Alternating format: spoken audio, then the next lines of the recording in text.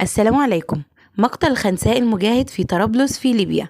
خنساء المجاهد هي بلوجر مشهورة ومعروفة على السوشيال ميديا، وهي زوجة معاذ المنفوخ وهو أحد قيادات الزاوية. البلوجر خنساء تعرضت لجريمة قتل بشعة، بل هي عملية اغتيال، وكانت بطريقة وحشية أثناء تواجدها داخل الحدود الإدارية لمنطقتي السراج وجنزور بطرابلس. طلع عليها مسلحين مجرمين وقاموا بإطلاق النار عليها أثناء تواجدها داخل سيارة، وقتلوها بطريقة وحشية وبدم بارد. أطلقوا عليها النار والرصاصات مما أدى إلى مقتلها على الفور. وفر المسلحون القتلة من موقع الجريمة، والأجهزة الأمنية الليبية حضرت إلى موقع الجريمة، وأشارت التحقيقات وكشفت من عمليات البحث والتحري وجمع المعلومات والكشف عن كاميرات المراقبة من أجل إلقاء القبض على القتلة. وإن الخبر ده انتشر على مواقع التواصل الاجتماعي، وكانت هناك حالة من الصدمة والحزن على مقتل خنساء المجاهد بهذه الطريقة البشعة.